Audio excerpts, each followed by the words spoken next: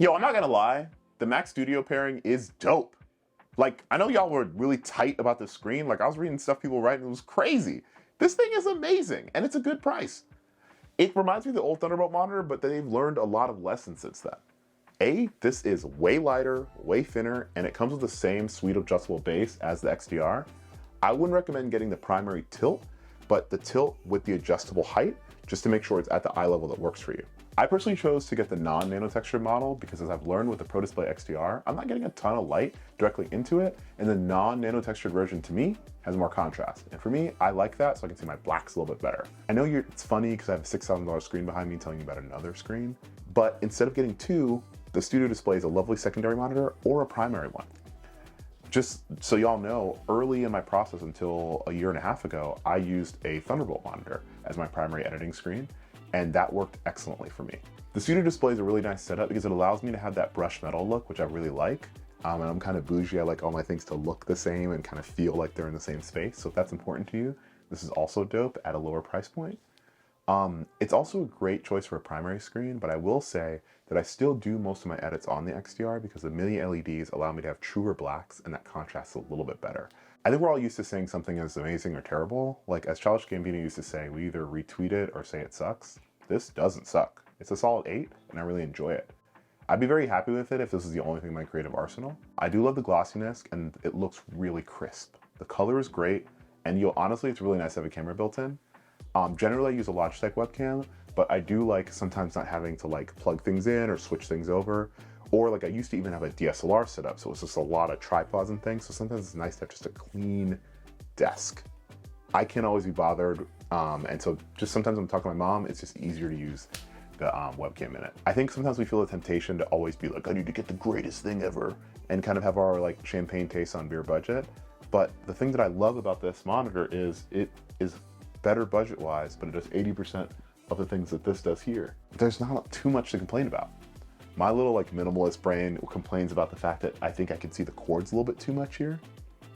But I do personally really like this screen, and as long as I just kind of avert my eyes as to where the cord placement is, I love it. Plus it comes with more ports in the back, which work really well into the Mac Studio, which is a great segue into the heftiest boy ever. I know we were talking about the MacBook Pro before, but the Mac Studio is a big boy. My boy's a thickie. My first one on the MacBook Studio, I've had it a little over, I think 3 weeks now, and I haven't heard it make a sound. Not one. We're recording right now and you can't even hear it. Like, to give you some context, in 2008, I bought a MacBook Pro for the first time going to college, and I used to put that boy through paces, and he would whir and whir, and you could just hear him working hard whenever I was using Photoshop or Lightroom. And in a way I kind of appreciate it, but he also used to kind of scare me. Now, sure, this looks like a Klondike bar at the Mac Mini, but it needs to be a beefy boy to do beefy things, and I'm good with that. I'm here for it. I'm very happy with it because it also has an amazing amount of ports. They clearly learned their lesson and placed ports in the front also. So in the front, there's a high-speed SD card reader and 2 USB-C ports, as well as several in the back. Back there, we got HDMI, headphone jack, 4 Thunderbolt ports. I feel like I'm doing that 5 golden rings thing. 2 USB ports and power, obviously. I still plug in one peripheral, I'll let you guess what it is, into the USB, but besides that, nothing else doesn't plug directly into the Mac Studio. I love this because it's like super minimalist meets maximalist. So it's big, it's cute, but it has everything I need right here, and I'm not looking for a ton of extra hubs. Now, everything I have plugged into it, just so you know, are my Yeti microphone, which you can see right here, my studio monitors, shout out to my friend that got them for me, all my hard drives, and the SD cards. The only thing I actually plug in, if you guessed right, was my CF card reader. And instead of having to do that in the back, I can plug it right here in the front, and it's great because it's super fast and it's easy to take in and out. Now, this isn't scientific or tested yet, but I would say this is a solid 20 to 30% faster than the M1 Max, which is crazy because the M1 Max is amazing. The M1 Ultra is unreal.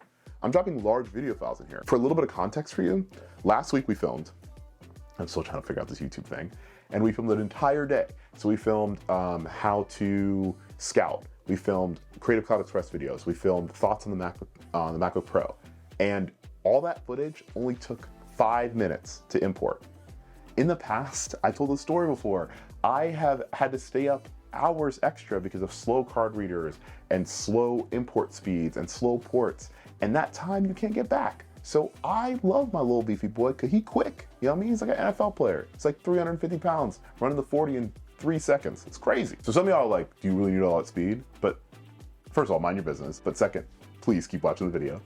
A use case I have often is I will be presenting to clients and editing live on Zoom just to show them different looks for an image. And it's really nice to be able to go over to Photoshop, be running a full Zoom and be in Lightroom, exporting things, all happening at once without it kicking into sound, freezing, or freaking out. That's huge. Not only because it does the job, but because it makes me look professional as hell, which is good for me to get hired again, which is the whole reason we're doing this, right? Well, it's to make art, but it's also to get that money. I'm really impressed with the speed of this thing, and I'm honestly really thankful I get to work on it. Now, I haven't edited any videos on it yet, but I will be editing this video here, and I'll tell you how fast it's happening. In conclusion, my boy's thick. He's quiet, and he has a lot of ports. He has a lot of ports. So would I tell folks to buy it? Yeah. The best way to describe this is, do we think we really need the Mac Pro? Because if you think you're doing less work than me daily, then no. But jokes aside, really ask yourself the kind of work you're doing and the speed you need to do it on is how you delineate that. I think the Mac Pro is going to be amazing. I can't wait to see it. But this Mac Studio is perfect for me and my space. It sits, it is big, but I can still hide it in places. It gives me exactly what I need in terms of import speed, in terms of editing, and in terms of overall performance. But that might not be the case for you. So assess what you need, figure out your workflow, and purchase what's best for you. But I will say, this boy might be kind of cool wherever you're at. Appreciate you, and hope you watch another video. Thanks.